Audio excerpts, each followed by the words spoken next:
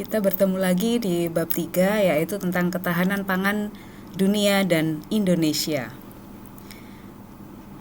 Nah, di awal seperti biasa kita akan ada motto pada hari ini, yaitu Never stop learning because life never stops teaching.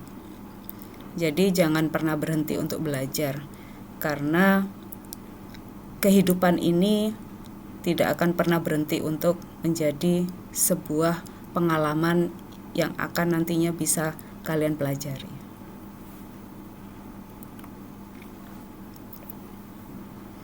Kebutuhan pangan di dunia. Demand pangan dunia menunjukkan tendensi peningkatan yang lebih cepat dari supply. Menurut FAO, tahun 2008 memperkirakan kebutuhan pangan untuk negara berkembang akan meningkat sebesar 60% pada tahun 2030 dan berlipat 2 kali pada tahun 2050, atau ekuivalen dengan kebutuhan peningkatan produksi dunia sebesar 42% pada tahun 2030 dan 70% pada tahun 2050.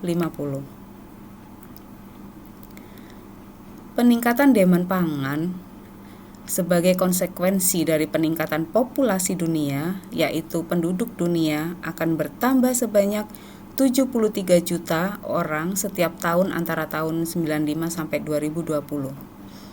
Peningkatan sebesar 32% dalam kurun waktu tersebut, sehingga diperkirakan penduduk dunia akan mencapai 7,5 miliar orang pada tahun 2020. Peningkatan kebutuhan pangan yang cukup tajam akan menyebabkan kenaikan harga semua jenis bahan pangan, sehingga jumlah penduduk miskin dan kelaparan akan meningkat. Masalah pangan di dunia. Jumlah penduduk dunia yang miskin dan kelaparan setiap hari sudah melebihi 1 miliar orang, lebih dari 15% dari populasi. Tidak dapat akses pangan yang diperlukan untuk hidup sehat dan produktif. Tidak memperoleh haknya akan pangan yang cukup atau pangan yang merupakan hak asasi bagi mereka. Terjadi paradoksal, yaitu situasi yang berlawanan, di mana peningkatan produksi pangan tetap terjadi, sementara jumlah penduduk yang kelaparan terus meningkat.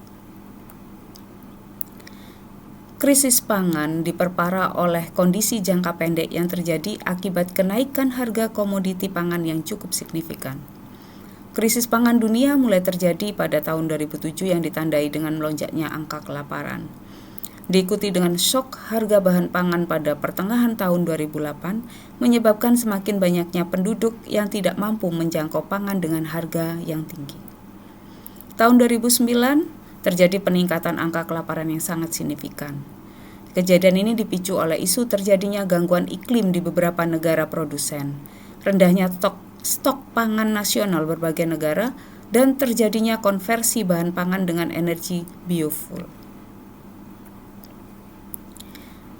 Penyebab krisis pangan yang pertama adalah pertambahan penduduk, kerusakan lingkungan, konversi lahan, dan penurunan kualitas lahan pertanian. Tingginya harga bahan bakar, perubahan pola konsumsi, pemanasan global dan perubahan iklim, serta kebijakan lembaga keuangan internasional dan negara yang maju.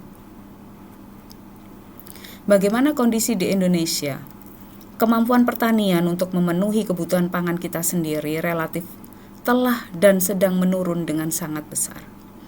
Pada waktu ini Indonesia berada dalam keadaan rawan pangan, bukan karena tidak adanya pangan, tetapi karena pangan untuk rakyat Indonesia sudah tergantung dari suplai luar negeri dan ketergantungannya semakin besar.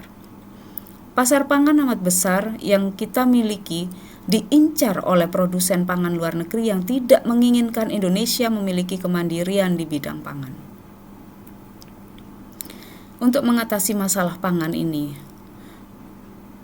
diperlukan pemerintahan yang kuat dan peduli untuk mendorong sistem kebijakan dan produksi pangan yang terkait dengan ekonomi, pertanian, ilmu, dan teknologi. Masalah ketahanan pangan tidak bisa diselesaikan hanya dari perspektif lokal dan nasional, tetapi harus dalam perspektif global. Pemerintahan yang kuat yang dapat diharapkan untuk mengatasi permasalahan ketahanan pangan adalah pemerintahan yang terbaik dalam merespon tantangan untuk mewujudkan ketahanan pangan. Terciptanya pemerintahan yang kuat terhadap sistem pertanian dan pangan di tingkat global, negara dan lokal adalah strategi kunci untuk mencapai agenda MDGs untuk mengurangi kelaparan dan kekurangan gizi. Ketahanan pangan rumah tangga dapat dibangun melalui pemanfaatan lahan pertanian dan lahan pekarangan yang ada di sekitar rumah dengan tanaman pangan, ternak kecil, ikan, dan unggas. Ini adalah salah satu cara bagaimana mengatasi masalah pangan. Dari hal yang paling kecil dahulu, yaitu dari rumah tangga. Dengan semakin sempitnya kepemilikan lahan, perlu dioptimalkan pemanfaatan pekarangan yang di samping sebagai pendapatan keluarga, juga untuk mencukupi kebutuhan gizi anggota keluarga.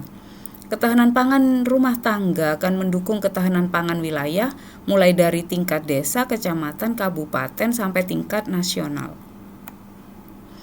Nah, ini adalah bab 3 yang sudah kita pelajari. Next, nanti kita akan belajar lagi di bab yang keempat selanjutnya. Terima kasih atas kehadirannya dan perhatiannya. Assalamualaikum warahmatullahi wabarakatuh.